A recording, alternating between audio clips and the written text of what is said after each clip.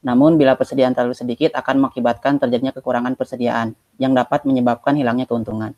Sehingga diperlukanlah pengendalian yang optimal. Perusahaan harus mampu mengendalikan persediaan bahan baku agar tidak terlalu besar dan juga terlalu kecil. Melalui pengendalian persediaan yang optimal, perusahaan dapat meminimalkan kerugian dalam persediaan sehingga tujuan perusahaan dapat tercapai. Ini menurut Enggar Pakalislahu tahun 2017. Permasalahan persediaan timbul disebabkan oleh tidak sinkronnya permintaan dengan penyediaan dan waktu yang optimal. Salah satu cara untuk mengoptimalkan persediaan bahan baku agar tidak kelebihan dan kekurangan diperlukanlah suatu forecasting. Ini menurut Sianipar di tahun 2014. Forecasting adalah suatu usaha untuk meramalkan keadaan di masa mendatang melalui pengujian di masa lalu, menggunakan data derived waktu atau time series. Metode yang digunakan untuk melakukan forecasting penentuan pembelian bahan baku ini adalah metode Extreme Learning Machine, salah satu metode dari jaringan saraf tiruan. Kenapa Extreme Learning Machine? Karena metode Extreme Learning Machine memiliki kelebihan dalam learning speed dan tingkat error yang kecil dalam melakukan peramalan. Ini menurut Adia Nur Alfiatin di tahun 2018. Berdasarkan kelebihan yang dimiliki oleh Extreme Learning Machine, sehingga fokus penelitian ini adalah mengukur performa kecepatan waktu komputasi dan seberapa akurat yang optimal dari hasil yang didapatkan pada metode Extreme Learning Machine. Untuk rumusan masalahnya itu ada 4. Yang pertama, bagaimana mengimplementasikan forecasting dengan metode Extreme Learning Machine untuk menghasilkan proses pelatihan peramalan akurat dan cepat. Yang kedua, bagaimana mengukur tingkat akurasi dari kinerja Extreme Learning Machine. Yang ketiga, bagaimana mengukur waktu proses pelatihan menggunakan metode Extreme Learning Machine. Yang keempat, bagaimana melakukan normalisasi data menggunakan softmax. Tujuan, mengimplementasikan metode Extreme Learning Machine dan softmax untuk menghasilkan peramalan dengan akurasi yang optimal dan cepat dalam penentuan pembelian bahan baku.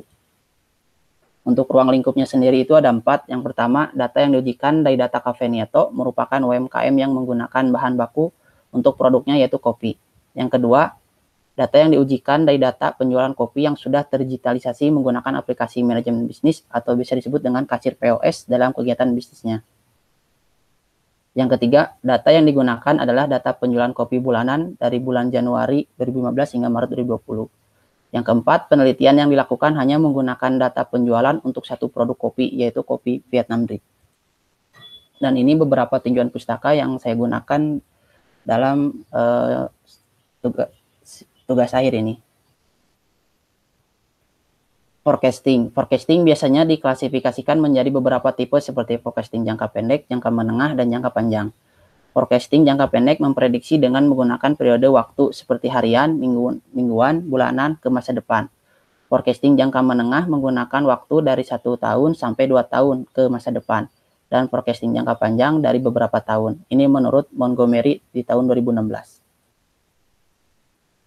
Extreme Learning Machine merupakan metode pengembangan dari jaringan saraf tiruan feed-forward sederhana dengan menggunakan satu hidden layer atau biasa dikenal dengan single hidden layer feed-forward neural network. Ini menurut Agustina Giusti tahun 2018. Dan juga Extreme Learning Machine ini ditemukan oleh Huang dan kawan-kawan itu di tahun 2004.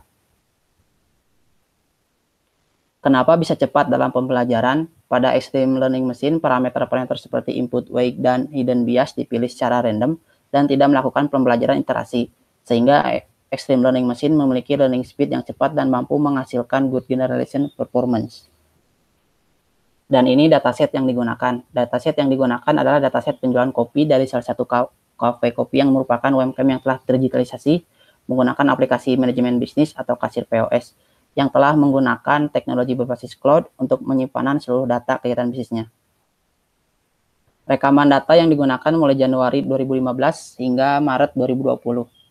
Dataset memiliki beberapa parameter yang digunakan adalah data historis dengan analisis deret waktu. Misalkan bulan ke-1 sebelumnya, B2 itu 2 bulan sebelumnya, B3 itu 3 bulan sebelumnya hingga ke B10 berarti 10 bulan sebelumnya. Penelitian ini juga menggunakan faktor yang mempengaruhi tingkat penjualan yaitu jumlah pengunjung, jumlah pemesanan, dan harga produk. Parameter tersebut dijadikan sebagai variabel input pada peramalan penjualan kopi, sedangkan variabel outputnya berupa jumlah penjualan. Ini bentuk dari dataset yang terdiri dari beberapa parameter atau fitur. Di sini ada harga, pengunjung, pemesanan, bulan ke-1 hingga ke bulan ke-10.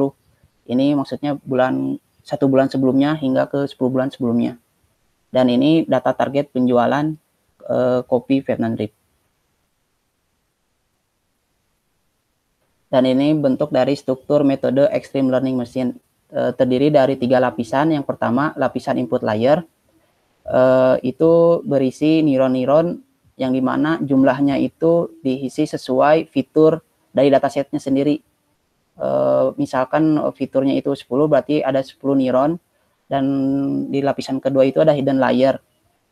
Hidden layer terdiri dari beberapa fitur, beberapa neuron yang jumlahnya itu ditentukan oleh peneliti, yang dimana ini nanti diujikan di dalam pengujian, mencari yang paling optimal untuk jumlahnya. Sedangkan untuk output layernya itu hanya 1 neuron, karena pada kasus penelitian ini hanya bentuknya jenisnya regresi. Jadi kalau misalkan klasifikasi biasanya output layernya itu 2. Input layer atau ke hidden layer itu merupakan proses training, dan hidden layer ke output layer itu merupakan proses testing. Ini sumbernya dari Al-Badr dan Tiun di tahun 2017.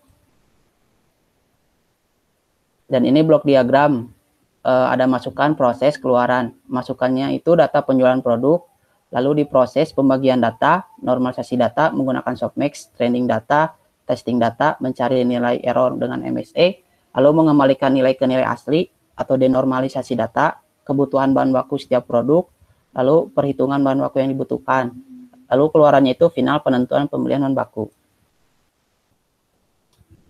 Untuk extreme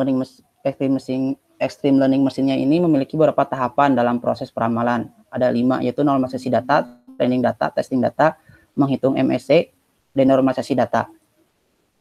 Dan ini bentuk flowchart proses prediksi menggunakan extreme learning machine. Untuk inputannya itu data historis penjualan kopi, lalu di pembagian data. Pembagian data ini dibagi 80% untuk training, 20% untuk testing.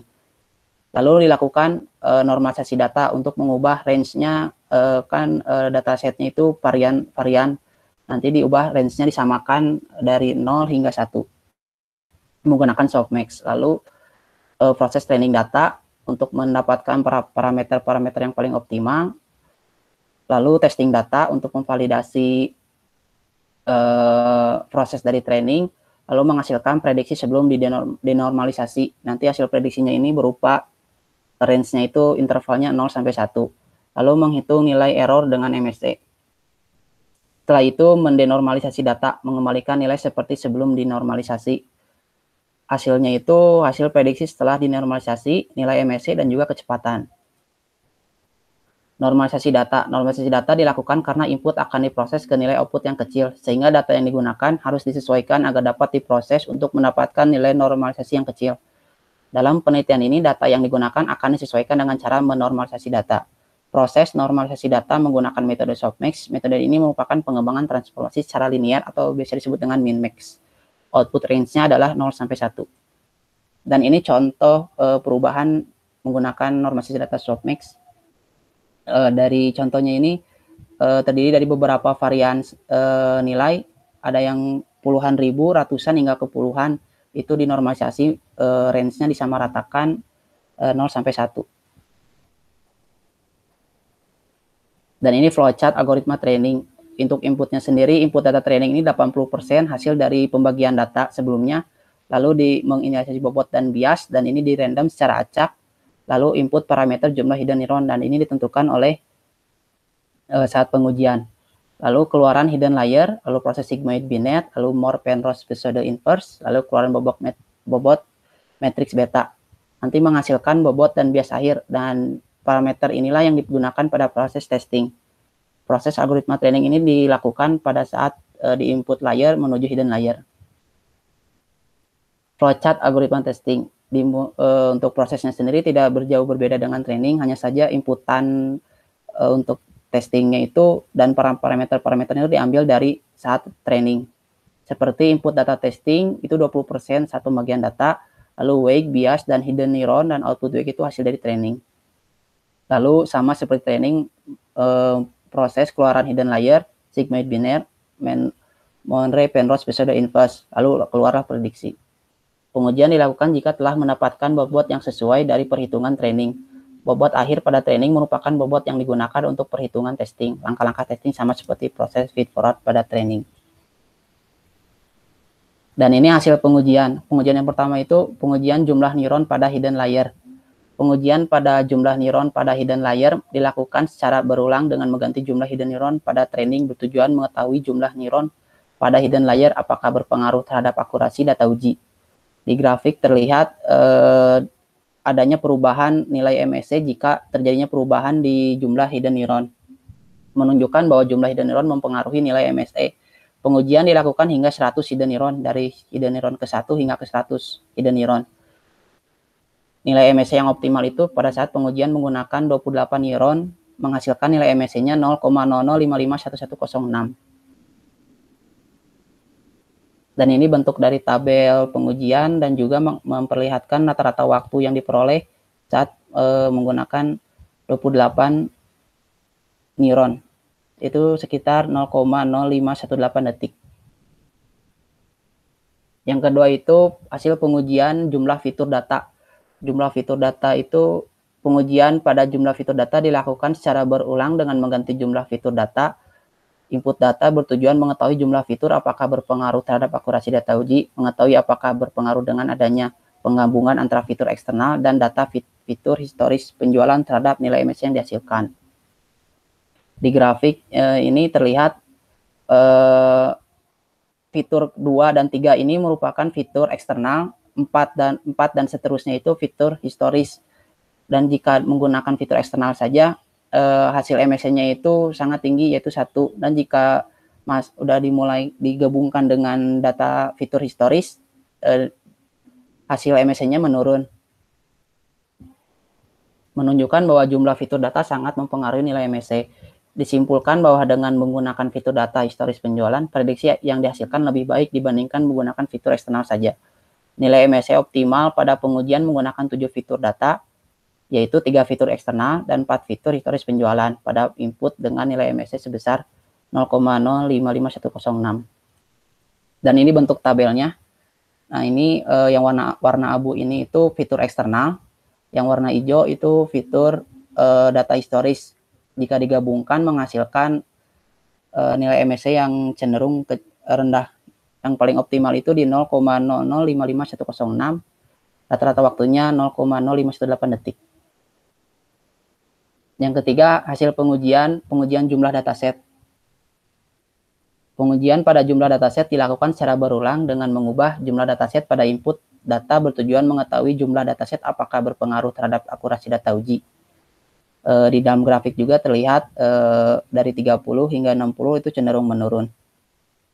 Menunjukkan bahwa jumlah dataset mempengaruhi nilai MSE. Pengujian dilakukan hingga 60 kali. Dengan dilakukan pengujian berulang-ulang dengan mencari jumlah dataset yang optimal, didapatkan nilai MSE terkecil pada pengujian menggunakan 60 bulan pada input dengan nilai MSE-nya sebesar 0,00555106. Dan ini rata-rata waktu yang diperoleh. Itu sekitar 0,0504 detik. Dilakukan pengujian hingga 60 bulan dari 1 bulan hingga 60 bulan. Kesimpulan, berdasarkan hasil uji Extreme Learning Machine dengan jumlah parameter yang berbeda, maka pada penelitian ini menghasilkan output optimal dengan jumlah hidden neuronnya 28, jumlah fitur datanya 7, dan menggunakan 60 bulan data penjualan, menghasilkan nilai MSE sebesar 0,00555106. Semakin banyak jumlah neuron pada hidden neuron, maka tidak menjamin nilai prediksinya menghasilkan MSE rendah. Hal ini bisa dikarenakan data tersebut memiliki tingkat variasi yang tinggi. Fitur data terdiri dari fitur eksternal dan fitur historis penjualan. Nilai prediksinya menghasilkan lebih baik dibandingkan dengan menggunakan fitur eksternal saja. Learning speed yang dibutuhkan oleh Extreme Learning Machine pada penelitian ini sangat cepat, yaitu rata-rata 0,0515 detik. Langsung ke demo, Bu. Iya, Ki.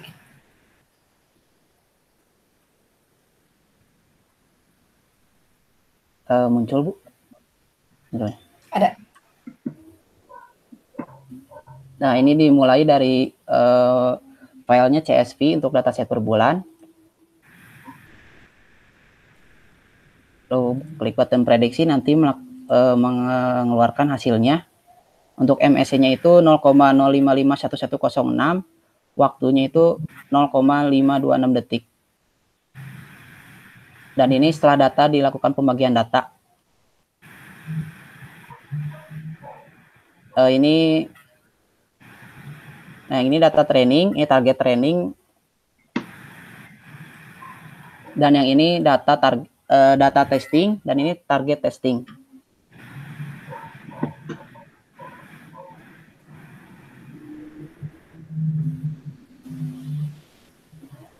Dan ini setelah data dinormalisasi, range-nya disamakan dari 0 hingga 1.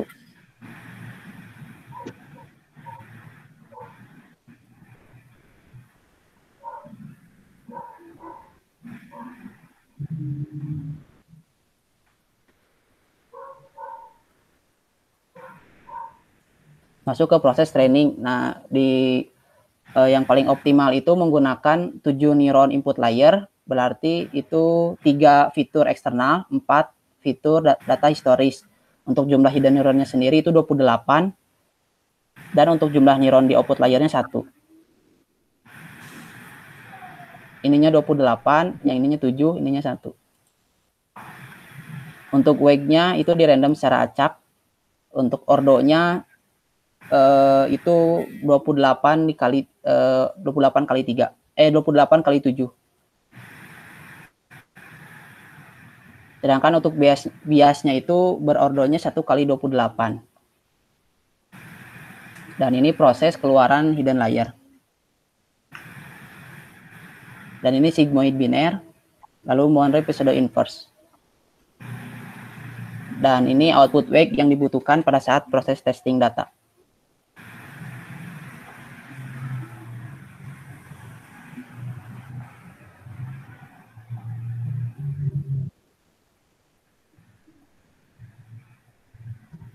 Nah, testing data menggunakan 20% data yang diambil dari pembagian data sebelumnya, yang setelah dinormalisasi.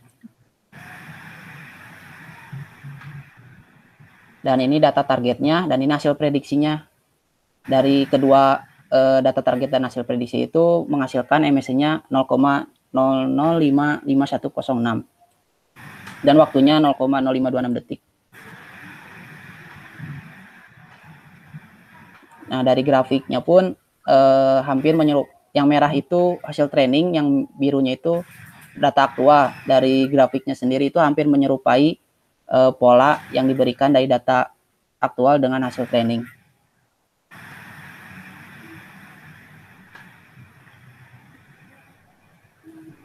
Dan ini data setelah dinormalisasi. Dan ini data penjualan, data asli. Sedangkan ini data hasil dari prediksi penjualan.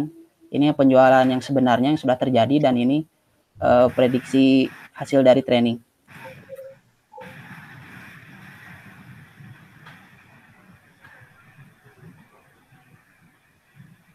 Dan ini hasil prediksi bulan selanjutnya. Itu satu penjualan itu membutuhkan 14 gram biji robusta, 30 gram susu kental manis, dan 180 ml air panas 90 derajat Celcius. Nah, diprediksi di bulan selanjutnya itu Extreme Learning Machine memprediksi akan terjadi 248 penjualan, yang dimana membutuhkan 3.472 gram biji robusta, 7.440 gram susu kental manis, dan 44.640 ml air panas 90 derajat Celcius.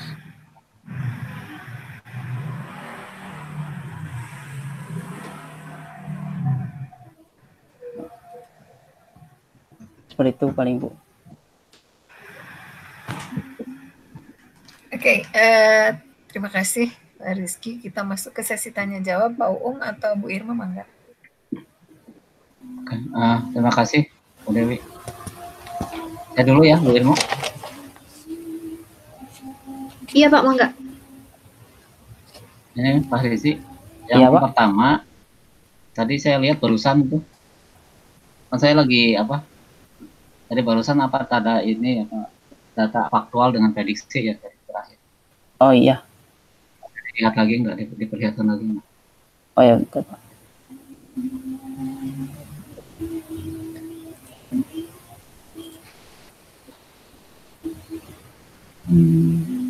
Tadi di barusan.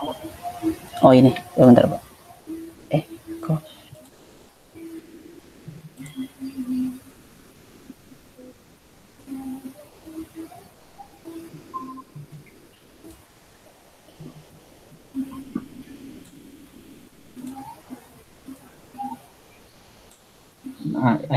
Ini ya, Pak. Ya. Data target. Tadi yang target, yang tengah yang kanan tuh apa? Nggak dikasih kolom. Yang mana, Pak? Yang tengah itu yang 280,0 itu Oh, yang ini yang data yang sudah terjadi, Pak, data aslinya. Yang faktual berarti itu ya? Yang aktual. Yang 255 itu berarti data prediksi. Hasil prediksi. Ada 1, 2, 3, ada 12 entry kamu. Itu tanggal berarti apa harian ya? Per bulan ini, Pak. Per bulan. Oh, per bulan. Iya, Pak. Tanggal 30 bulan Maret, 29 bulan Februari, 20. Yang tanggal 30 Maret itu prediksi kamu berarti 255. Iya, Pak. Dari faktanya 280. Iya, berarti Pak. ada selisih 25 kan? 25. Ya. Kalau errornya nggak dihitung dari sini, 25 per hasil prediksi kamu 255, berarti kira-kira 10% gitu, itu nggak? Errornya itu kan dihasilkannya 0,00511 itu dari sini, Pak. Dari matriks ini, dari hasil ini gitu, Pak. Iya, kalau orang awam kan pemahamannya seperti ini. Nah, misalnya ini yang di bawah nih, yang tanggal 29 Februari, ya. Iya, Pak. Faktanya 132, prediksi kamu 98, ini jauh nih nyimpang. Artinya ada kekurangan stok nanti, ya enggak? Kekurangan stok sebesar 34 kilo. Ini contohnya kilo ya? Ada yang kilo, ada yang gram, ada yang gram, ada yang mililiter, Pak. Cuman 132 gram? Ini jumlah penjualan kopinya, Pak. Jadi penjualannya. Oh, satuan? Ya, Pak. Satu. Kok ada komanya? Itu dari programnya kali, nanti bisa dihilangkan. Ada komanya? Lebih ini hasil dari programnya sih, Pak. Ya jangan koma dong. Kalau saya jual kopi, masa 5 gelas setengah jualnya? Oh ya, Pak. Nggak mungkin. Pasti 6 gelas gitu kan? Ya. Iya, Pak. Nanti periksa lagi tuh ada komanya. Kalau komanya kesan saya itu kilogram. Jadi kamu harus dong, masa nggak sadar satuannya sih. 167. Ini kalau orang awam, nah ini ada di 30 Juni ini dari sini 9, faktanya 181, jauh banget kan? Ya. Ya, Pak. Kalau saya nyimpan stoknya 79 kilo, ini akan apa? Benar-benar kekurangan gitu. Gimana nih? Ini menurut saya problem hari sih. Oh, ya, Pak. Ya. Karena terlalu besar penyimpanannya. Kan saya juga pernah lagi di seminar tuh minta kamu menguji fakta dengan ini. Ini maksudnya ini ya jawabannya. Misalnya, contohnya sekarang aja lah. Bisa nggak saya sekarang minta ke kamu bulan depan Oktober 2020 saya harus nyediain kopi berapa kilo gitu aja saya tanya ke kamu. Kalau misalkan permintaannya nembak bulan itu belum bisa sih, Pak, sistemnya. Jadi sistem yang ini tuh di bulan cuma bisa nebak di bulan selanjutnya aja sih, Pak. September. Iya, Pak. Hah? Jadi prediksinya gimana? Cuman bisa ngeprediksi di bulan selanjutnya sih, Pak. Kalau misalkan mau nembak ke Desember, konsep 2 bulan itu melakukan parameter membutuhkan bulan sebelumnya. Ya, maaf, Pak. Iya, bulan Oktober saya minta. Oh, Oktober. Stoknya kan bulanan aja kan biasanya kan perusahaan itu. Ini kan data kalau setnya stok lama-lama mau. Oh ya. Ini ada di sini, Pak. Enggak, saya ingin gini. Kan saya punya perusahaan kopi. Iya, Pak. Boleh aplikasi kamu nih. Ini saya mau buka warung lah kopi. Ini sekarang bulan September. Bukan ya, bukan begitu ya, kalau skenarionya. Udah 1 tahun berjalan lah. Masuknya data, ya kan.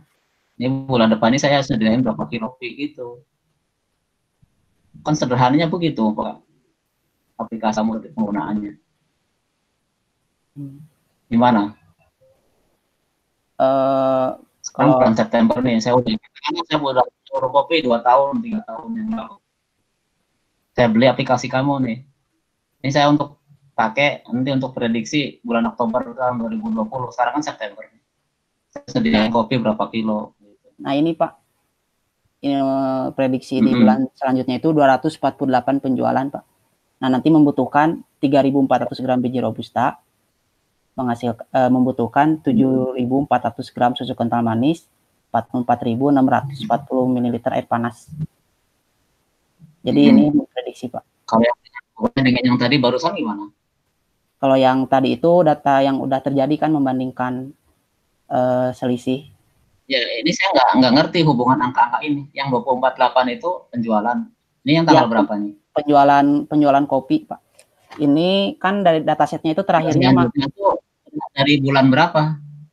Oh, kalau bulan Maret selanjutnya berarti April kan? Iya.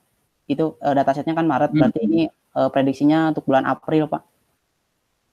Iya, April tahun 2020.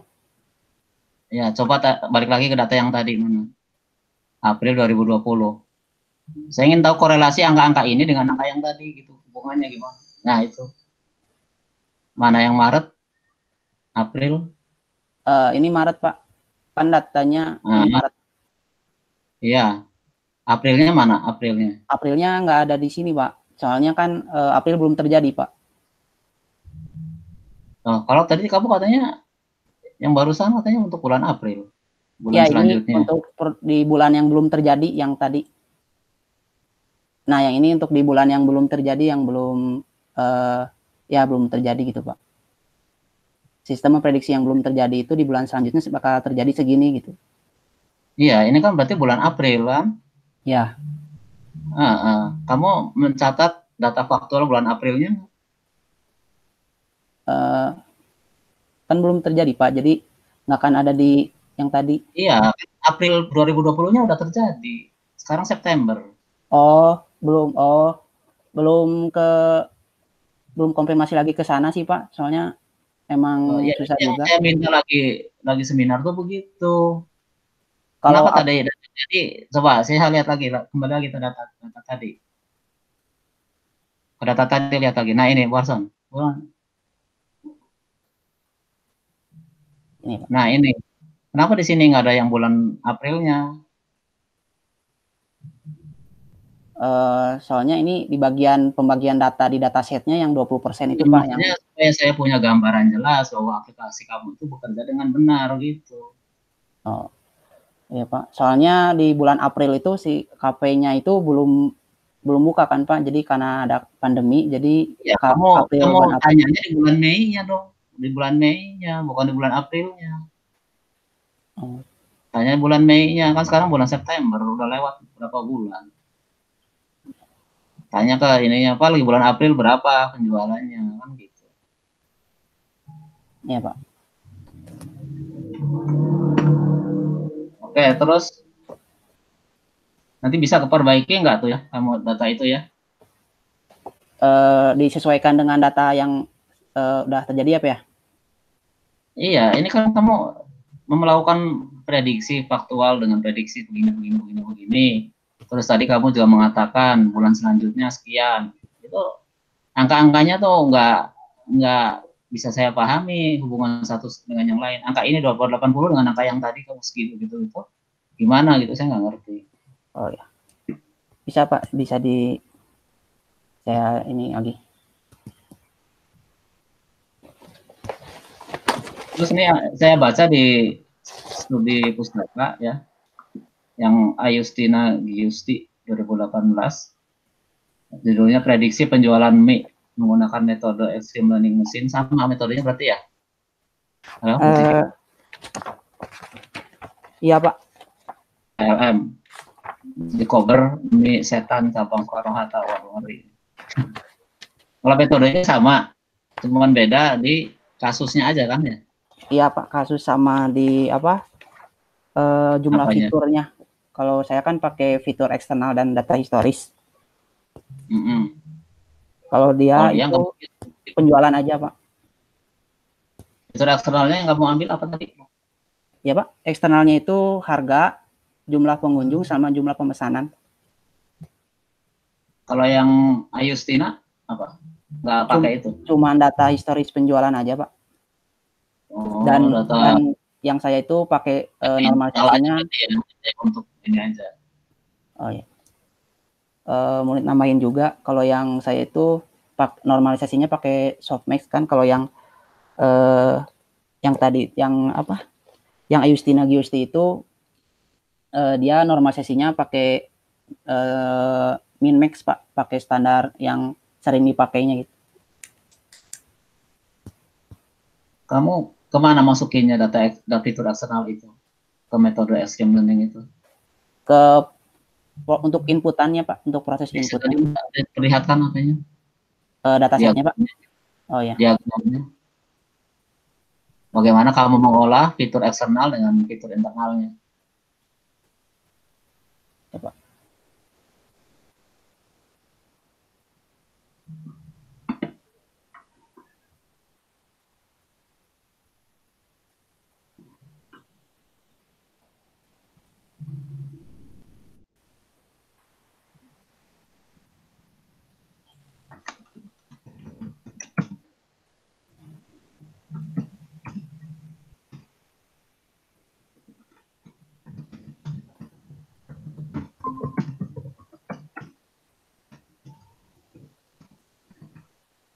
Nah ini Pak, untuk datasetnya. Nah ini 3 ini. Nah, bukan begitu deh. Kamu perlihatkan diagramnya ke saya. Oh, diagramnya nggak ada Pak. Oh, terus saya bisa punya gambaran bagaimana si fitur eksternal itu diolah sama kamu gimana? Oh, diolah itu ada di close. Ya istilahnya kalau kamu punya resep, ya tunjukin ke saya gimana masaknya. Kalau yang lain nggak pakai bumbu X, misalnya kamu pakai bumbu X, kapan bumbu X itu dimasukkan, digimanain dulu gitu bumbunya, ngerti nggak? Oh iya Pak. Seperti itu logikanya.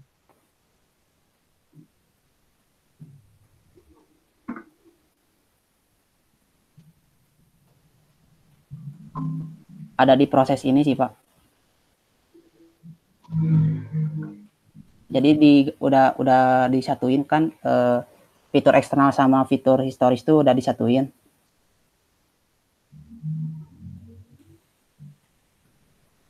Langsung aja plug satuin.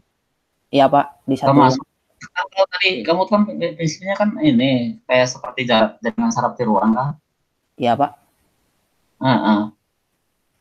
Masuk ke node yang mana lah atau apa gitu. Oh ya, itu berarti masuk ke input layer Pak. Jadi fitur eksternal sama fitur data historis itu adanya di input layer.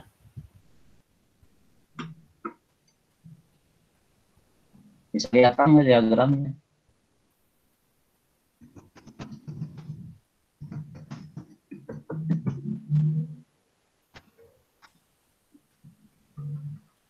Yang ini apa ya?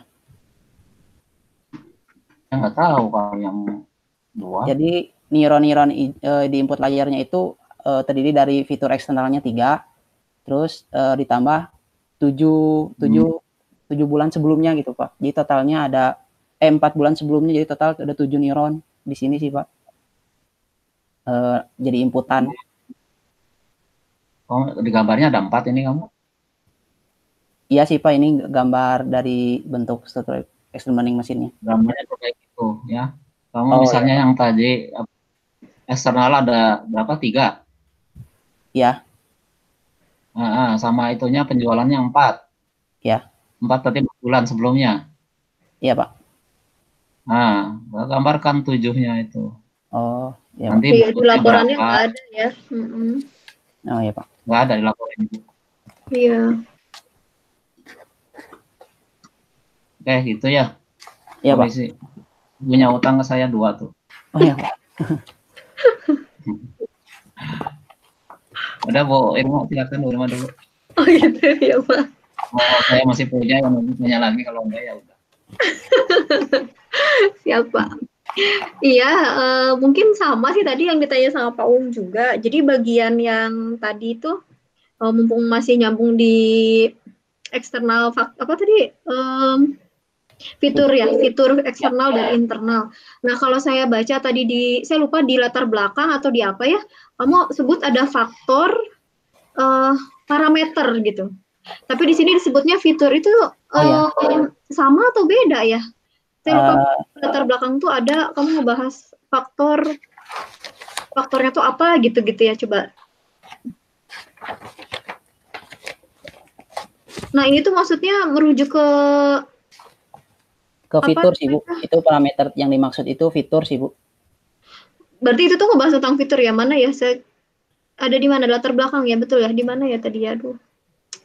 Soalnya agak bingung. Jadi kamu pakai beberapa istilah gitu ya. Oh ya. Jadi di awal bilangnya faktor, terus saya baca lagi ke bawah tuh parameter variabel, terus sekarang jadi fitur gitu. Jadi ini tuh satu hal yang sama atau sebenarnya beda gitu ya yang dimaksudkan ini ya. Mana ya tadi dapat di latar belakang atau di bagian atasan ya, lupa deh. Di bab 3 Oh, di bab 3 ya. Konsisten. Konsistensi, betul Pak, itu. Jadi kita juga nggak bingung. Iya, Bu, bab 3. Bab 3 ya, halaman 22. Ya tuh, penelitian juga menggunakan faktor yang mempengaruhi tingkat penjualan, yaitu jumlah pengunjung, jumlah pemesanan, dan harga produk, betul ya? Jadi tiga parameter itu ya? Ya, atau beda? Apa, Bu? Bener yang tadi, jumlah pengunjung, jumlah pesanan, dan harga produk. Itu tuh fitur? Ya, fitur eksternal itu, Bu. Oh, ini tuh fitur eksternal. Kalau yang internalnya? Bulan ke-1 sampai bulan ke-10, bulan B1 itu bulan 1 sebelumnya. Berarti yang di halaman 22 itu kamu tuliskan di situ dataset memiliki beberapa parameter adalah data historis. Data historis ini adalah fitur internal ya. Iya, Bu. Fitur internal. Kalau gitu disamakan ya ininya namanya konsistensi gitu tadi ya. Jadi begitu kamu bahas di bab 3-nya ini, tiba-tiba di bab tadi di akhir muncul ada fitur gitu. Jadi kita bingung fitur ini tuh dari mana gitu ya. Ya, Bu. Takutnya berbeda gitu yang dimaksudkan fitur dengan di sini parameter faktor gitu. Jadi kayaknya beda-beda. Nah, jadi kalau misalnya di sini kamu bilang data historis ini sebagai fitur internal, ya tuliskan aja fitur internalnya adalah yang si data historisnya gitu ya. Terus kemudian data eksternalnya berupa jumlah pengunjung, jumlah pesanan dan seterusnya. Itu sih tadi mumpung Pak Um tadi ngebahas itu ya. Yep. Nah, saya dari awal dulu mungkin sebelum masuk ke ke isinya, ininya dulu ya penulisannya. Si footer atau page number-nya ikutin format yang dari Itenas ya. Oh dari buku ya, nggak gitu penulisannya. Ya nanti dicek lagi. Page number ya, Be? Oh ya. Iya, dia pakai ada ada judulnya Institut Teknologi Nasional gitu, terus baru nomor gitu, atau nomor terus setelah itu baru Itenasnya. Nanti disesuaikan. Kemudian dicek lagi masih ada istilah asing yang belum diitalik. Oh ya. Oke. Nah, kemudian di bab di tujuannya penelitian ini mengimplementasikan metode ekstrim ya, menghasilkan peramalan. Sebaiknya kalau kata saya mungkin redaksinya agak ditukar. Jadi sebenarnya tujuannya apa yang mau dilakukan? Sebenarnya mengukur tingkat akurasi ya gitu ya, tingkat akurasi dan kecepatan gitu ya, kecepatan ya betul ya, kecepatan si metode extreme learning machine dan juga softmax sebagai proses normalisasi untuk menentukan pembelian gitu. Jadi mungkin alangkah lebih baiknya apa yang diukurnya dulu itu mungkin di redaksi paling awal gitu di tujuannya. Terus setelah itu di ruang lingkup di situ kan ditulis data yang diuji dari data cafe neto ya. Sorry neto. Iya Nieto. Oh Nieto. Karena nama jadi huruf awalnya besar ya. Oh, iya Bu. Namanya kan itu ya cafe Nieto itu nama kan? Iya nama tempatnya. Iya, jadi harus apa namanya huruf besar, huruf kapital, diawali huruf kapital. Oke, karena nama ya, jadi kayak Vietnam Drip itu juga harus diawali dengan huruf kapital. Nah, di poin keempat di ruang lingkupnya, di situ kan pakai batasannya itu kan kamu pilih kopi Vietnam Drip. Pertimbangannya apa ya? Pertimbangannya dari sisi apa? Yang ditakarnya Bu, lebih apa? Kan kalau yang kopi Vietnam Drip ini dia proses produksinya itu ditakar pakai timbangan gitu Bu. Jadi kita jadi biar tahu takaran per beratnya berapa gitu. Oh, oke. Kalau yang lain dia nggak pakai model takaran gitu ya? Iya. Penjualan dia, oke. Mungkin perlu sih diberikan penjelasan kan bisa jadi di Nieto itu apa namanya dia pasti banyak produknya. Saya malah pikirnya tadinya gini, mungkin si kopi Vietnam Drip ini yang paling banyak misalkan apa namanya jadi produk andalan di Cafe Nieto saya pikir gitu. Makanya jadi maksud saya mungkin di justifikasi lagi aja kenapa dijadikan kenapa pertimbangannya harus Vietnam Drip gitu ya. Oke, terus tinjauan pustakanya udah di bab 2, betul.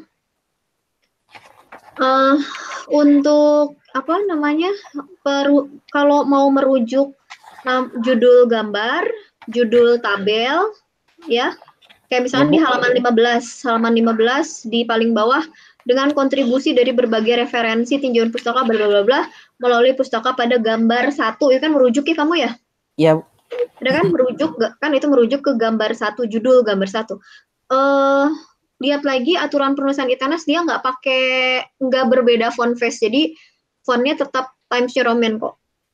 12 ya. Iya karena masih di dalam naskah kan jadi nggak kecil juga si size-nya nggak kecil jadi fontnya sama aja. Fontnya sama. Ya itu mah aturan yang dibuat sama IF. Kita kan sekarang ngikutin formatnya dari Itanas kan semua. Nah jadi disesuaikan lagi. Terus judul gambar, judul tabel dicek lagi, itu diawali dengan nomor babnya. Jadi gambar 1 pemetaan tinjauan pustaka gitu ya, gambar 1. Nah, ini kan di bab 1 jadi bab 2 ya. Berarti gambar 2.1. Nah, dicek lagi ya, dibaca lagi untuk gitu ya. Jadi supaya diseragamkan mungkin teman-teman yang lain juga diingatkan kembali supaya sama. Jadi ngikutin dari yang Itanas nggak lagi yang aturan yang dibuat sama IF dulu nggak ya? Udah dapat kan ya bukunya ya? E-booknya udah dapat kan? Iya. Terus udah gitu, nah di landasan teori kayaknya agak sayang banget gitu. Kan kalau laporan kita nggak dibatasin jumlah halaman ya. Kayak misalnya kamu ngejelasin forecasting, terus ngejelasin apa ya tadi, kayaknya sedikit banget informasinya, hanya 1 kalimat di situ. Ngejelasin forecasting, ngejelasin cuma 1 kalimat, sayang sekali gitu. Nah kan kita mau bikin buku ini sebenarnya mau menjelaskan sesuatu orang awam pun bisa paham ya, orang awam pun bisa dapat informasi lebih dari buku kamu gitu. Jadi saya rasa ditambahkan lagi lah informasinya gitu ya. Jadi nggak hanya sayang banget ya forecasting 1 kalimat itu ya 1 kalimat doang gitu kan, walaupun 4 baris 1 kalimat itu kan ya. Nah, jadi ditambahkan lagi. Diperjelas kembali. Terus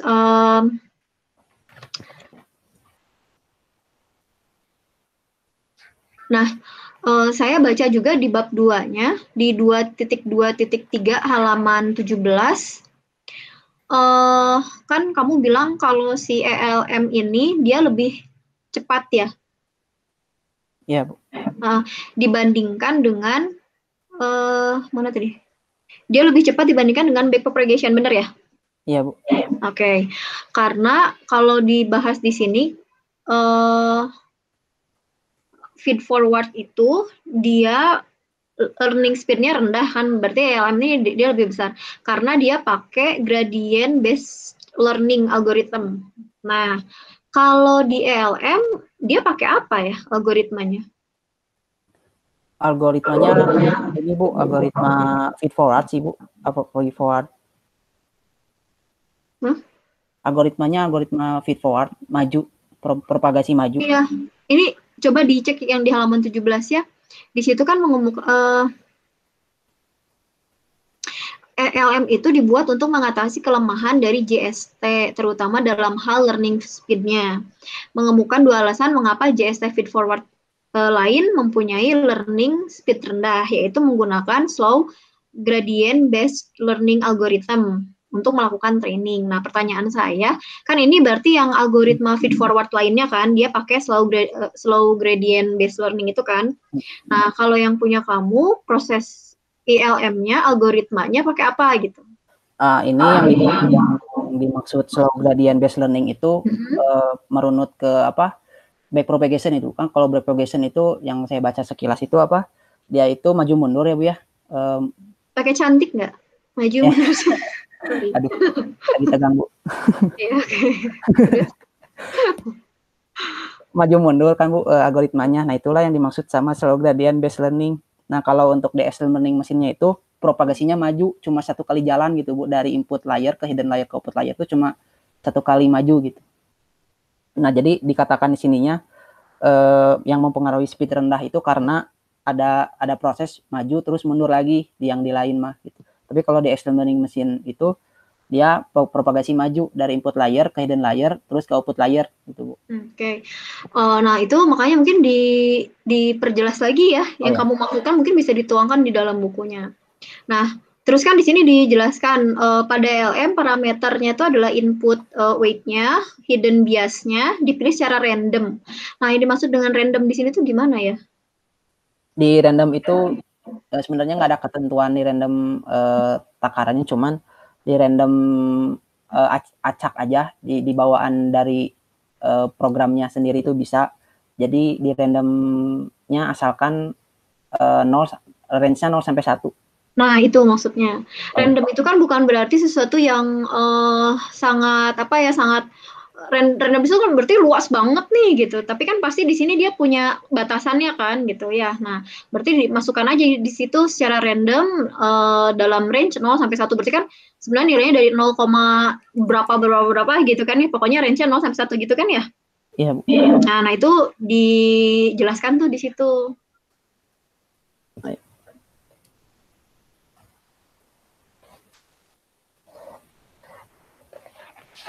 Nanti dicek lagi ya, soalnya banyak istilah asing kayaknya belum diitalik. Kalau nggak mau diitalik ya terjemahkan. Kalau misalkan dari metodenya sendiri, Bu, kalau misalnya extreme learning mesin itu italik atau? Nah, terus kalau softmax itu kan sebenarnya proses sebelum si ALM ya?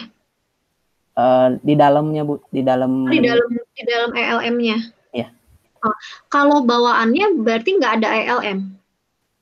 Apa, Bu? Bawaannya?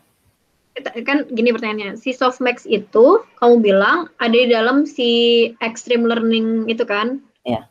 Di dalamnya. Nah, sebenarnya bawaannya itu defaultnya dia nggak pakai softmax. Biasanya pakainya ini, Bu, minmax yang tadi sempat dijelasin dikit. Pakai minmax. Dia pakainya minmax. Nah, itu ada di sebelah mana ya? Kalau kita lihat yang gambar 2 ya, gambar 2 halaman 18. Nah, si normalisasi itu ada di mananya tuh? Di dalam struktur ALM ini. Di input layernya, Bu. Lagi di input layernya. Kalau gitu di input layer itu dia ada proses apa aja ya? Pembagian data sama normalisasi data. Pembagian data sama normalisasi data. Mana ya? Ada nggak?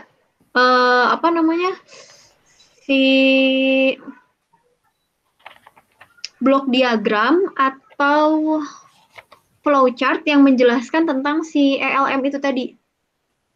Menjelaskan tentang extreme learning machine, Bu? Iya, si prosesnya.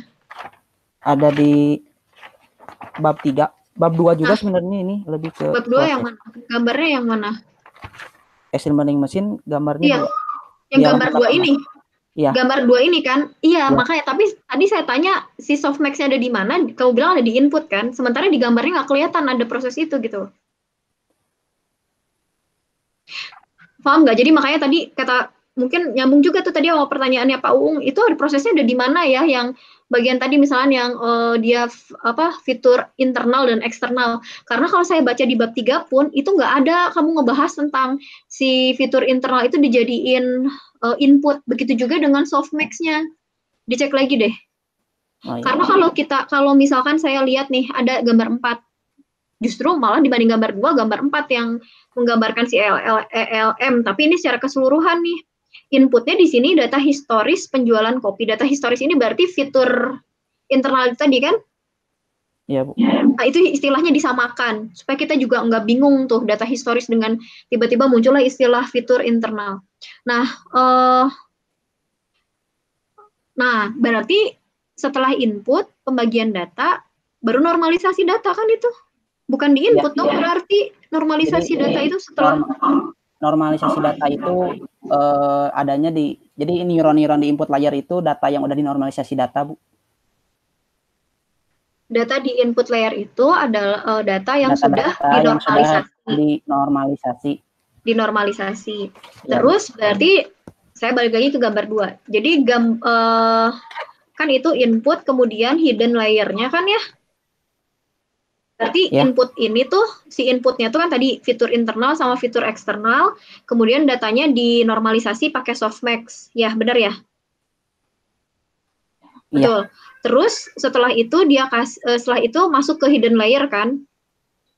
Tapi di sini dia generate dulu si bobot sama biasnya kan? Iya. Iya, generate dulu bobot sama biasnya, baru masuk ke hidden layer, gitu kan? Gitu bukan? Nah, yang tadi kita bahas itu tidak tergambarkan gitu loh di laporannya Fahrizky nih. Jadi kayak tadi sebenarnya yang ditanya sama Pak Uung itu, ketika Pak Uung nanya, kamu tadi nunjukinnya yang gambar 2 kan? Pak Uung kan tadi nanya tuh yang mana yang fitur internal sama fitur eksternal, kamu tunjukinnya gambar 2. Kalau yang gambar 2 ini mah bawaannya, maksudnya ini mah gambar ilustrasinya dari si ELM-nya, bukan yang kamu buat, betul kan? Nah, jadi sebaiknya mungkin ada gambar yang menjelaskan bahwa inputannya itu berupa apa aja. Terus kemudian tadi kan jadi maksud saya gini loh, supaya kelihatan tadi si normalisasinya itu ada di mana prosesnya. Kemudian nanti masuk ke hidden layer-nya itu seperti apa gitu. Jadi kelihatan si alurnya gitu loh. Oh iya. Dibuatkan struktur model sesuai penelitian kamu. Iya, gitu. Iya betul, Bu, setuju, Bu. Iya, jadi kan makanya tadi ini kok ada 4, padahal tadi kan dibilangnya ada 7 gitu kan ya Pak Uung ya. Nah, itu disesuaikan gitu. Jadi kita juga nggak bingung ya kalau kamu nunjukin yang gambar 2, itu kan nggak sesuai jadinya sama penelitiannya. Nah, terus yang di halaman 19 itu ada rumus persamaan 1. Itu nggak ada ini ya, nggak ada keterangannya. Jadi kalau rumus pastikan ditambahkan dengan keterangan ya. Kalau ada persamaan. Kalau yang di halaman 19 sih udah, cuman yang di keterangan ya ini. Tambahkan keterangan-keterangannya. Denormalisasi menjadi nilai asli. Oke, terus bahan baku. Nah, yang halaman 21, ketika kamu ngebahas bahan baku di sini kan ini general banget nih. Ini hati-hati juga ya buat teman-teman yang lagi TA, karena rasanya waktu itu rektor yang sekarang dulu pas masih WR1 tuh sempat bilang bahwa semua buku TA itu akan dicek plagiarismenya. Jadi kayak misalkan saran saya kebanyakan pasti yang akan terindikasi plagiasi itu di bab 2 tuh. Jadi pastikan untuk ditulis ulang gitu. Jadi nggak copy paste si narasinya tuh benar-benar copy paste, jangan, nggak boleh, walaupun udah disitasi ya, tapi tetap akan terindikasi kesamaannya. Nah, saran saya perlu ditambahkan juga di halaman 21 yang bahan baku itu, mungkin perlu kamu sampaikan juga bahan baku untuk penelitian kamu ini yang dipakainya apa aja. Jadi sudah mulai nggak terlalu general ngebahas. Kalau di sini kan masih tetap satu kalimat ya, irit banget tuh.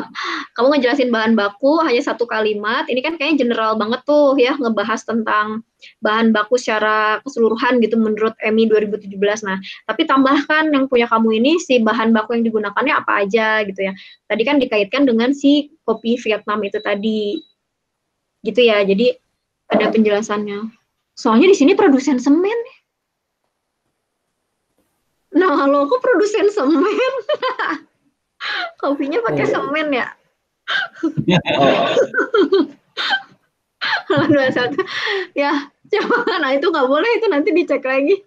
Jangan comot. Ya, Bu. Ya, gitu ya. Jadi ini ya kalau misalkan rujukan itu pakai bahasa sendiri gitu, Bu? Iya. Parafrase istilahnya. Jadi pengertiannya sama, tapi kalimatnya beda. Iya. Iya. Jangan kopas ya. Jangan kopas. Jadi dicek lagi tuh, masa ada semen. Iya, kopas itu. Nah, terus sekarang kita masuk ke bab 3. Tadi bab 3 udah sekilas dibahas, yang pengumpulan datanya, mohon istilahnya disamakan tadi fitur internal dan eksternal. Setelah itu, nah kamu ngebahas tuh tabel 1 dataset gitu ya, halaman 22. Di situ kan kamu tulisnya pakai titik-titik tuh, B1, B2, ya, dan seterusnya gitu kan ya? Iya, Bu. Penjualan 80 tanggal. Nah, Januari 2015 sampai Maret 2020 ini harga. Nah, di sini mungkin perlu disampaikan lagi aja bahwa ini tuh harga untuk satu produk ya, si kopi Vietnam itu tadi ya. Ya, Vietnam Drip. Nah, nanti di narasinya ditambahkan lagi kalau di sini mah hanya salah satu kafe kopi merupakan UMKM bla bla bla, tapi kan di sini agak aneh juga kan, harganya cuma satu. Jadi diulas lagi bahwa yang dimaksud di dataset ini adalah khusus untuk si kopi Vietnam Drip. Nah, terus saran saya sih ini kalau baiknya si dataset ini kan kamu cuma isi titik-titik karena mungkin terlalu panjang ya, tapi di lampiran ada nggak ya?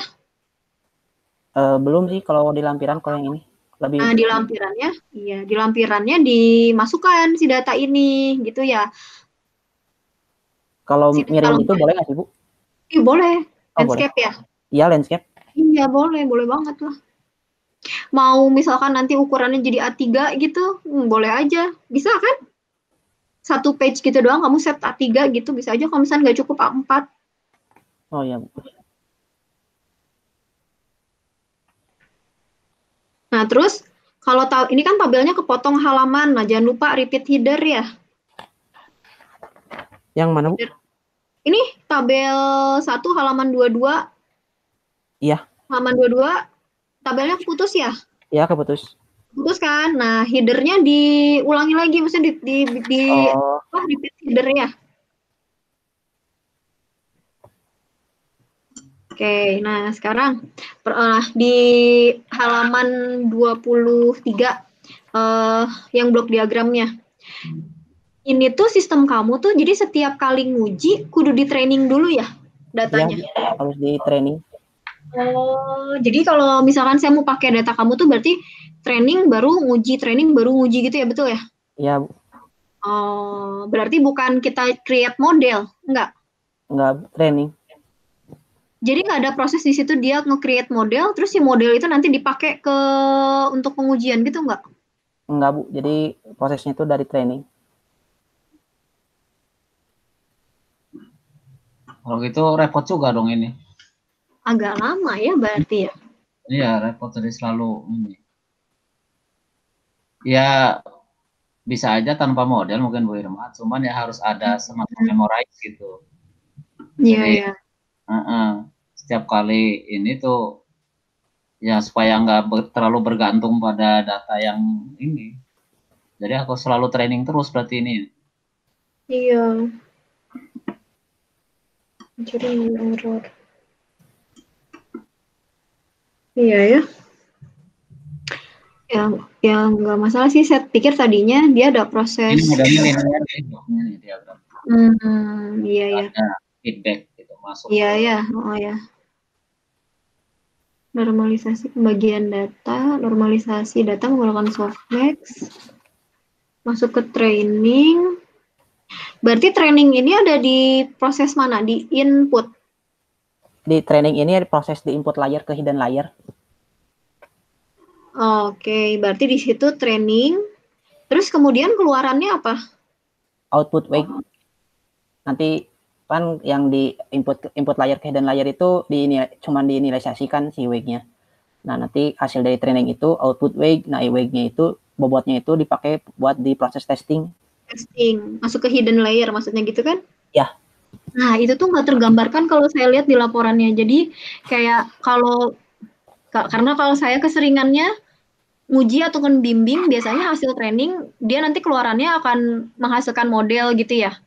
Atau misalkan menghasilkan vektor data gitu ya. Nah, kalau di sini tuh, jadi kalau yang dari penggambaran yang kamu, dari proses training itu nggak kelihatan keluarannya apa. Terus kemudian, karena tadi ini kan pakai JST itu tadi ya, karena dari input hidden, nah itu tuh nggak kelihatan tuh. Bahwa si testing itu ada di input, kemudian ada di input layer, kemudian tadi dia mengeluarkan si nilai bobot ya, bobot sama biasnya tadi kan, dan itu teh random tadi kan ya yang kamu bilang random kan, yang Ya, 0 sampai 1 itu kan. Nah itu ya mungkin ya masalah apa ya, penjelasan mungkin dari gambarnya, dari blok diagramnya mungkin ya perlu diperjelas lagi kayaknya ya. Di bagian sini berarti ya? Bagian mana ya? Yang mana? Di bagian blok diagram ya berarti dijelasinnya. Terus testing data. Nah, di testing data itu prosesnya kayak gimana? Prosesnya sama kayak training sih Bu, cuman lebih simpel aja. Parameter-parameter. Ya Bu. Ya, jadi parameter-parameternya tuh diambil dari di training yang optimal, hasilkan optimal diambil gitu.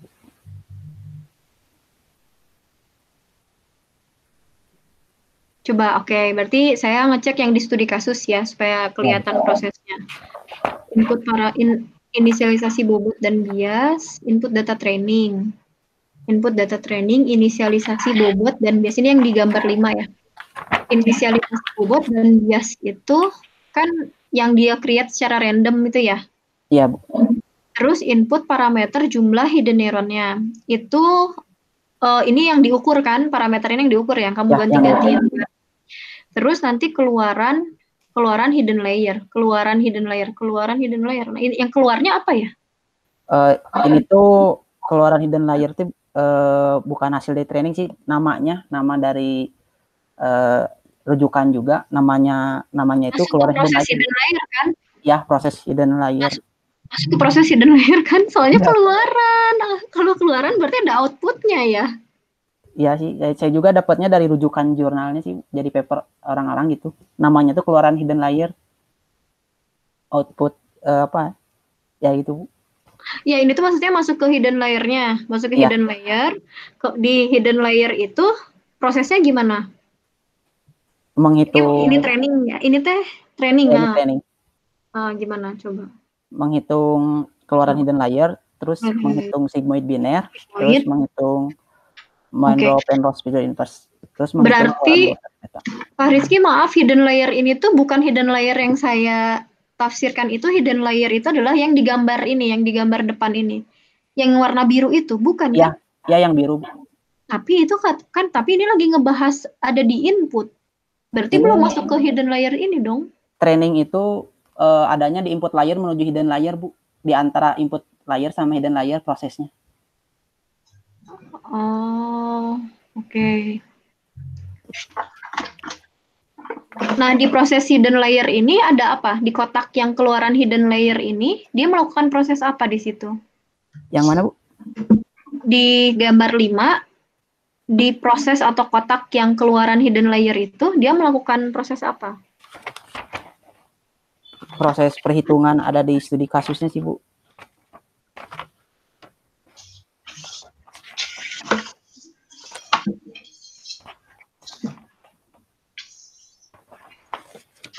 Ada di halaman 30.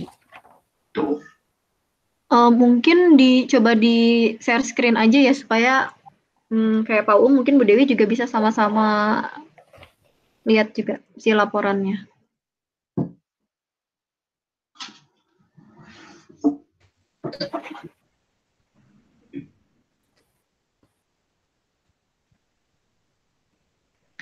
Oke, terus kan itu masuk ke sigmoid itu ya, sigmoid, kemudian more Penrose pseudo inverse. Nah, saya nggak ngerti, ada more Penrose itu tuh tujuannya buat apa ya? Nah, jadi Monroe Penrose pseudo inverse itu rumus dari extreme learning mesinnya sendiri gitu. Intinya itu ada di situ gitu, rumusnya itu. Nah, fungsinya itu untuk melakukan prediksi sih, Bu. Melakukan training. Jadi inti rumusnya itu ada di Monroe pseudo. Masalahnya di bab 2-nya itu nggak dibahas sama sekali gitu.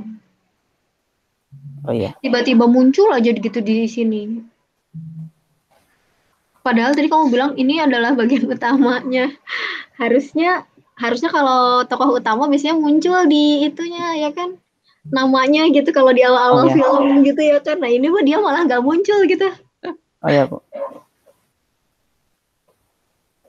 Jadi oke, dari sigmoid biner, kemudian ini tuh berarti dia untuk proses nentuin apa prediksinya, klasifikasinya mungkin gitu ya. Gimana, Bu?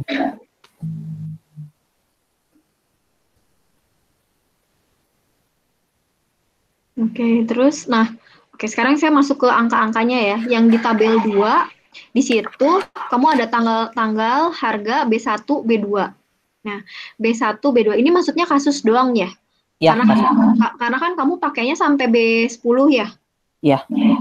Kalau gitu, kamu disampaikan aja bahwa di sini kamu mengambil contoh perhitungan hanya menggunakan si bulan B1 dan juga B2 gitu. Karena khawatirnya padahal kamu ngebahasnya sampai B10, tapi kok di sini hanya B1 dan 2 yang digunakan gitu. Maksudnya kamu kan ini supaya nggak terlalu banyak untuk mensimulasikan si perhitungannya gitu kan maksudnya ya? Oh iya. Jadi mungkin ditambahkan aja statement itu supaya nggak bingung juga sih. Oke, nah kemudian si angka-angka ini diperoleh dari angka yang di tabel 2 itu diperoleh dari beberapa potongan dari dataset, Bu.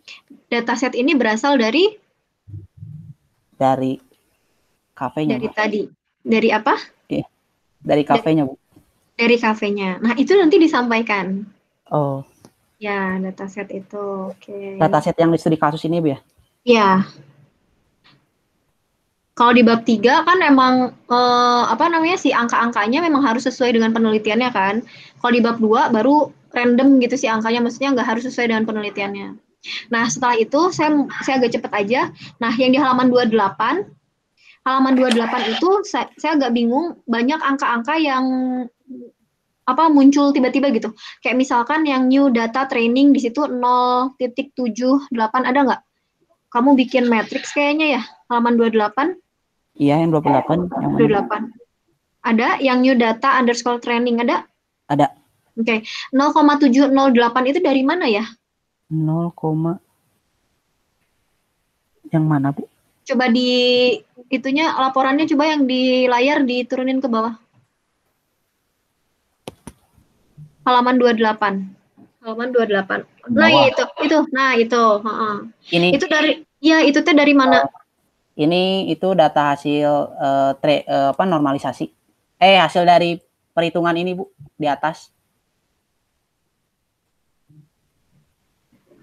Data perhitungan yang di atas. Ya ini. Jadi kan ini. Yang mana? Ini kan data training. Di sini. Dimasukin ke rumus itu. Ya, masukin rumus ini. Nah, nanti terus dari rumus ini itu menghasilkan ini. Oh, tapi kan berarti per baris ya? Gimana, Bu?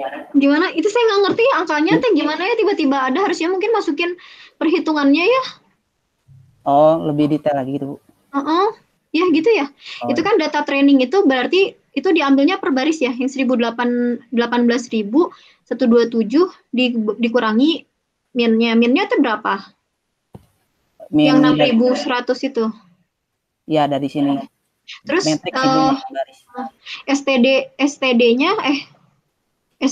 berapa? STD-nya 8. Nah, masukin aja sih angkanya ya, jadi supaya nggak bingung tiba-tiba keluar 0,70849 itu dari mana ya? Oh iya, Bu. Ya.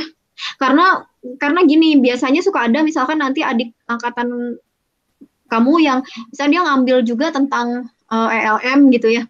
Biasanya mereka akan lihat gitu ya buku atau referensi dari kamu gitu. Mereka bisa agak kebingungan nih dapat angkanya dari mana gitu. Khawatirnya ada salah hitung atau apa, nantinya jadi malah salah gitu ya. Jadi yang salah teh malah diikut-ikutin lagi gitu. Nah, dicek lagi yang bawah-bawahnya juga sama. Ya, jadi kalau ada angka, tolong diperjelas, jadi jangan tiba-tiba langsung keluar angka 0,7 sekian gitu. Jadi nggak apa-apa kamu kasih satu contoh aja, satu contoh perhitungannya supaya bisa dapat angka yang 0,7 itu sekian kan. Artinya untuk angka yang lain kan prosesnya akan sama gitu kan ya. Oh iya. Ya. Nah, yang di bawah-bawahnya juga sama, nanti diperjelas lagi. Jam 5 lebih. Oke. Nah, itu karena banyak angka, nanti yang bawahnya di sama. Nah, terus ini kayaknya agak kurang ini ya, UML-nya nggak ada ya. Use case gitu-gitu ya, nggak ada ya. Skenario use case-nya, activity diagramnya, sequence diagram, Iki ya? Ya, nggak ada sih, Bu. Tambahin ya? Iya, Bu. Bisa kasih masukan nggak, Bu Irma? Karena memang tidak saya arahkan ke sana, karena karena kita kan tidak pada pengembangan aplikasinya gitu, Bu. Jadi ke penelitiannya, sehingga memang saya tidak mengarahkan untuk melaporkan aplikasinya gitu. Tapi kan dibuat ya, Bu. Sayang ya, Bu ya? Dibuat. Ya, cuman kan si laporannya memang laporan penelitian gitu loh. Bukan membuat aplikasi. Waktu itu waktu sama Pak Win itu kalau memang kita misalnya judulnya sistem informasi gitu ya, atau membuat aplikasi, nah baru memang kita bicaranya use case dan sebagainya gitu. Sehingga SDLC-nya memang diikuti gitu. Kalau ini kan memang dari awal di judulnya kita bicara penelitian tentang forecasting-nya gitu. Memang dibuat aplikasi, tapi kita penekanan pembuatan laporannya tidak pada pengembangan aplikasi gitu. Oh gitu ya, mangga disesuaikan aja. Standar, mungkin ya itu harus ada aba-aba dari aba-aba dari koordinator TA mau seperti apa gitu bentuk laporannya. Karena kalau kita kan memang membuat tools ya, tapi kan bentuk pelaporannya berbeda gitu antara penelitian dengan pengembangan aplikasi. Kalau kemarin sih sepakatnya kan begitu, kalau misalnya mengembangkan sistem gitu, baru kita bicara use case dan sebagainya gitu. Karena waktu itu pernah ada bimbingan saya juga ada use case dan sebagainya gitu ya. Nah, ini kan kita tidak bicara aplikasi gitu. Memang betul gitu ya. Jadi harus ada kesepakatan ini perkara laporannya akan seperti apa gitu. Oke. Ya udah diarahkan. Iya. Ya, disesuaikan aja. Ya. Karena saya bukan bagian dari timnya lagi, jadi disesuaikan aja nanti. Ya, ini info aja kenapa tidak ada, memang tidak saya arahkan ke sana karena memang nggak ke sana gitu. Sip. Ya, nuhun. Siap, Bu. Oke, terus lanjut yang di halaman 46 itu headernya tabel 8 fontnya gede sendiri ya, terus beda font face-nya ya. Maaf Bu, halaman berapa? Halaman 46. Iya, bukan apa Bu? Lihat tabel 8. Tabel 8 ya. Mm. Oh iya. Header-nya, iya. Oh iya, Oke. kegedean. Terus udah gitu, tadi mana ya catatannya? Bentar.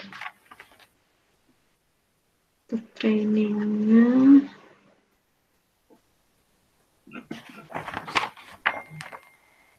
Jumlah neuronnya ini tuh yang halaman 53. Nilai MS. Ini apa? Pengujian jumlah neuron pada hidden layer. Mendapatkan jumlah hidden neuron optimal yang kecil. Oke. Jumlah hidden neuronnya 22 itu yang bawahnya apa? Ini MSE-nya ya? Yang halaman 54? Yang mana Bu? Halaman 54 ada jumlah hidden neuronnya 22, bawahnya 0,03. Ada? Ya ada. Oke. Itu maksudnya apa? Angka yang 0,03 itu adalah MSE-nya. MSE, iya. Dikasih keterangan aja ya di situ ya? Oh iya. Oke. Oh, iya. Nah, ya. Udah gitu yang di halaman 13 halaman 55. Halaman 55 itu ada halaman 55 tabel 13. Iya ada Bu. Ada, oke. Nah, ini kan jumlah hidden itu kamu ujikan ketika hiddennya 1, hidden layer 1 sampai hidden layer 100 ya, betul nggak? Iya Bu. Iya. Nah, kalau kata saya, tabel 13 itu ini mau menceritakan tentang apa ya? Yang ngambil yang paling optimal aja sih Bu, nunjukin yang paling optimal. Yang paling optimal itu di 28 itu. Ya.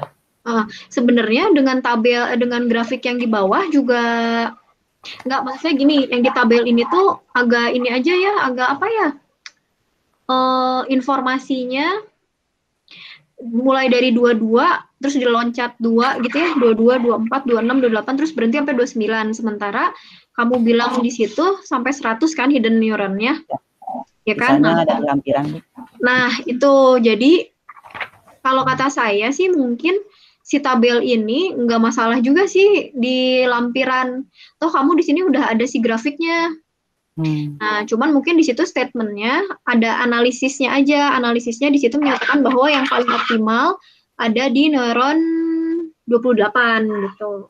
Oh. Nah, tapi lihat lagi sekarang grafiknya. Grafiknya cukup informatif nggak? Soalnya ini kita lihat ya, sumbu X itu untuk apa?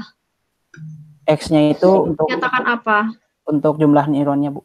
Oke, Y-nya? Y-nya untuk MSE. Yang gambar 11. Kalau gambar 12? Sama, X-Y-nya sama. Cuman ini lebih ngezoom aja gitu, Bu. Oh, lebih ngezoom. Lebih ngezoom ke, kan ini range. Oh, dipotong meren ya? Ya, Bu, dipotong gitu. Jadi kan kalau ini 1-100 mah nggak kelihatan banget gitu, Bu. Kalau ini di sekitaran 19 sampai 30 gitu. Tapi terlalu ini bisa yang di 28-nya bisa kelihatan nggak ya? Yang di gambar 11 nggak kelihatan juga ya? Iya, Bu, nggak kelihatan. Kan yang paling kecil teh ada di 28 kan ya? Iya, jadi dibikin 2 sama saya tuh, Bu.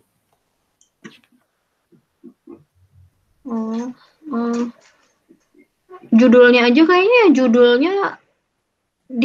diperjelas aja kayaknya ya. Ya.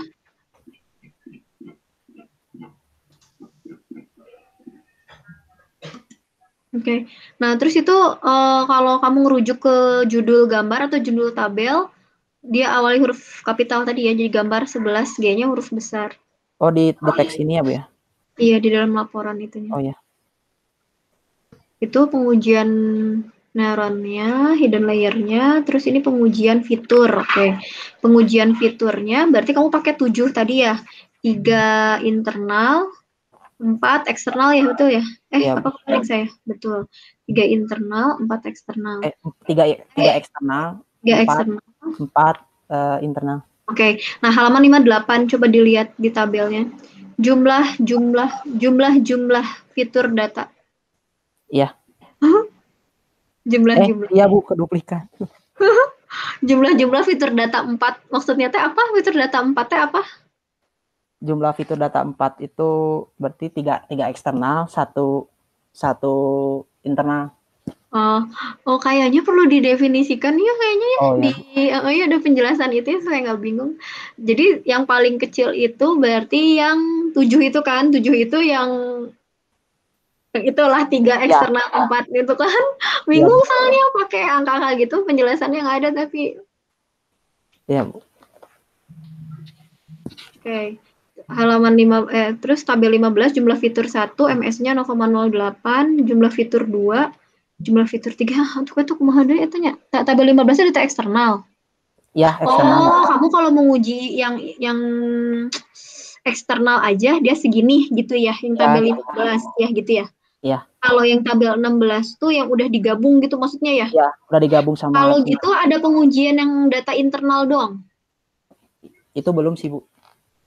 Oh, kalau gitu ditambahin aja ya soalnya Tambahin kenapa ada eksternal tapi internalnya nggak dicoba terus tiba-tiba kenapa digabungin Oh ya, Bu. atau ada pertimbangan lain gitu takutnya memang Nggak ada sih, Bu. oh iya nanti dicek lagi ya jangan-jangan siapa tahu dari internal dia lebih tinggi ya gitu. Siapa tahu ya kan.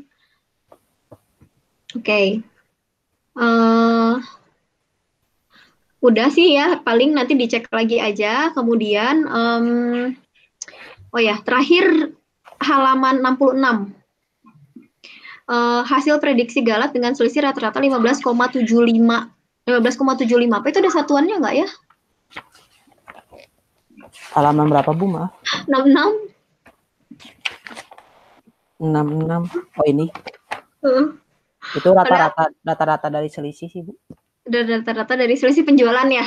Ya, selisih penjualan. Berarti satuannya teh apa ya? Nggak ada satuannya ya? Nggak ada, Bu.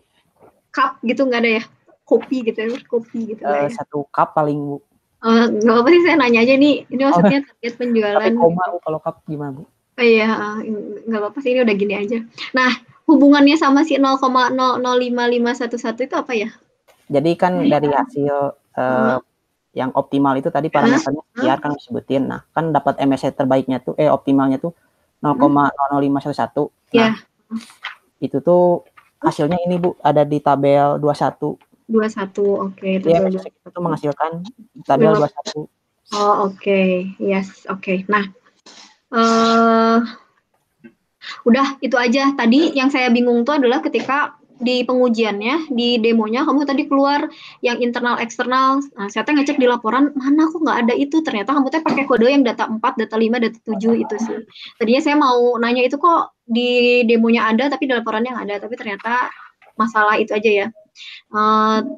Terus di ini aja sih kesimpulannya coba di ini lagi ya dicek lagi soalnya itu tuh ada yang berulang nih kayak nomor 2, 3 sama 4 kenapa nggak dijadiin 1 rasanya kalau tadi di kesimpulan di PPT-nya kayak udah bener kalau nggak salah tapi kalau di laporannya dipisah-pisah gitu tapi teh sama data MSE-nya gitu ya udah aja jadiin 1 kalimat aja gitu ya gitu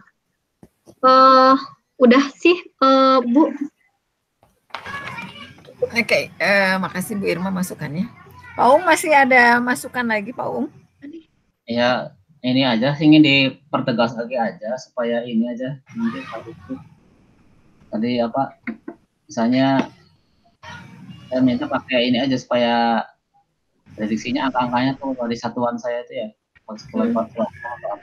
Kalau memang pakai produk oriented misalnya patokan pada Vietnam drift ya maka Vietnam drift ini butuh bahan XYZ misalnya maka akan butuh sekian kilo yang gram kayak jelas gitu ya. Nah, terus itu tadi ini Bu menanyakan tentang model jadi ini pakai database nggak Gimana, Pak? pakai database nggak? Oh, enggak, Pak, nggak pakai database Karena memang bukan time series atau gimana? Nggak pakai database sih, Pak. Enggak, setiap mau dipakai harus latihan gitu ya. Iya, Pak. Filenya file CSV. Kalau di database kan mungkin bisa ini.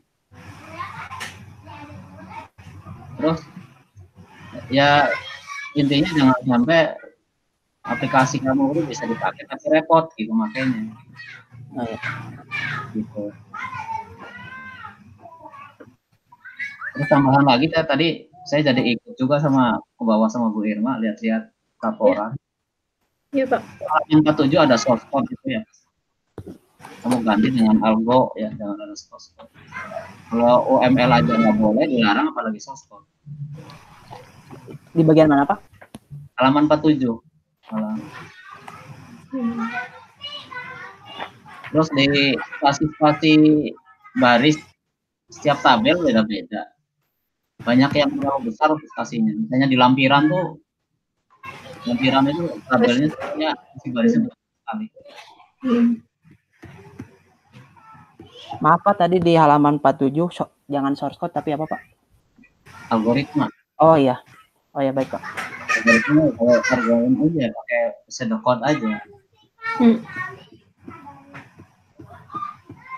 Jadi banyak tabel-tabel yang spasi barisnya terlalu besar, kayak tabel ini 16 ya, 15. Di lampiran juga datanya jelek, tabel 13 juga.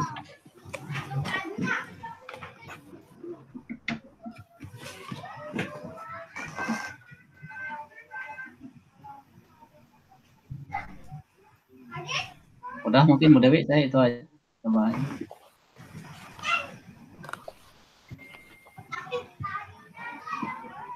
Bisa nggak dibuat ini nggak Pak Rizky supaya praktis gitu, setiap kali pakai tinggal kan gini maksud saya, setiap kali user bulan ini saya masukin data, itu data itu tersimpan gitu, nanti bulan depan saya masukin data baru lagi gitu, tersimpan lagi, walaupun memang bukan time series tapi kan supaya enak aja pakainya.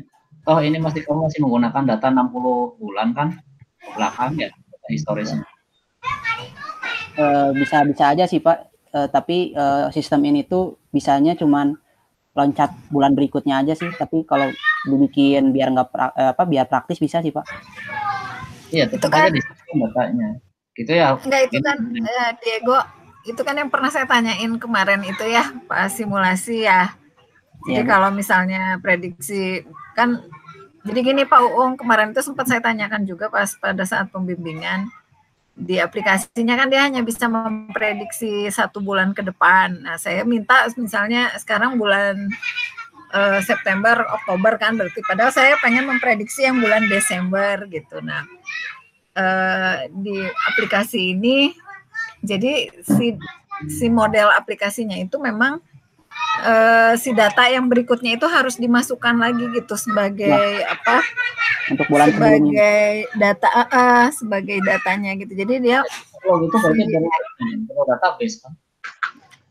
Kenapa Pak? Iya, makanya harus disimpan gitu. Jadi kayak si di ELM itu dia selalu menghitung data data T-1-nya gitu atau B-1-nya. Apalagi begitu, artinya kamu harus nyimpennya ke database, jangan masa harus input ulang lagi kan. Betul Bu Dewi? Iya Pak, karena memang kemarin juga saya pengennya aplikasinya bisa memprediksi kapanpun sih sebetulnya harusnya, karena kalau kita kan sebetulnya dari training itu mestinya kan sudah menghasilkan model.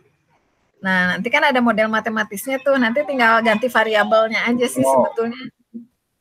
Kalau bisa hasilkan model ya bagus. Ya enggak, maksudnya kalau logika berpikir saya gitu Pak. Jadi kalau dari training itu kan menghasilkan model, nanti dari model itu variabel apapun yang kita inputkan itu bisa dapat Y-topinya kan Pak gitu. Ya mungkin itu kesulitannya Pak Rizky kemarin, aplikasinya belum sampai ke bagaimana mau memforecasting berapa bulan ke depan gitu. Itu memang belum ya Pak Rizky ya. Iya Bu. Ya. Yang saya minta justru cuma 1 bulan aja, bisa bagus kalau 1 bulan aja.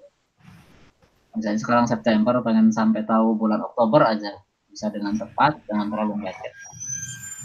Betul, tadi makanya saya mempertanyakan ini data faktual dengan data prediksi, jauh banget bedanya gitu. Kan orang awam sih kan pasti begitu Bu, karena dari kebutuhan aplikasinya kan seperti itu. Iya Pak. Yang pakainya kan orang dagang nih, yang punya HP, bukan orang alumni matematika itu. Tapi Pak, Bu, berarti berpengaruh banget kan sekarang kemarin kan yang pandemi gitu ya, mereka ditutup 3 bulan tuh ya. Iya. Itu berarti berpengaruh banget berarti ya kalau kita implementasiin, kita ujikan gitu di sini. Ya Bu, karena gini, kalau kita bicara forecasting sebetulnya kalau kita mengacu pada apa namanya metode-metode lama ya, tapi sebenarnya bukan metode lama, kita bicara konsep forecasting. Forecasting itu sebetulnya ada 4 komponen, jadi ada cyclic, ada residual, ada seasonal gitu, ada tren gitu. Jadi semua dipertimbangkan sehingga kalau misalnya ada pandemik seperti ini kan berarti itu random variation gitu. Apakah harus dihilangkan atau gimana? Nanti ada pemulusan gitu, namanya moving average. Jadi karena saya juga baru belajar ELM ya. Jadi kenapa di ELM kok nggak ada unsur-unsur itu gitu. Jadi seperti pertanyaannya Pak Uung itu kemarin, ini kalau misalnya lagi pandemik ini gimana gitu. Itu kan kalau melihat ELM itu tidak ada mempertimbangkan komponen-komponen itu gitu. Jadi dia hanya memforecasting berdasarkan itu keterbatasan data. Itu karena ya keterbatasan ELM mungkin itu gitu. ELM sendiri. Iya, betul. Harusnya kan kalau forecasting itu ada beberapa komponen yang menjadi bahan pertimbangan gitu. Dan itu ada teknik-tekniknya bagaimana menghindarkan random variation, sehingga tadi pertanyaan Pak Uung, kok jauh banget ya hasil prediksinya gitu.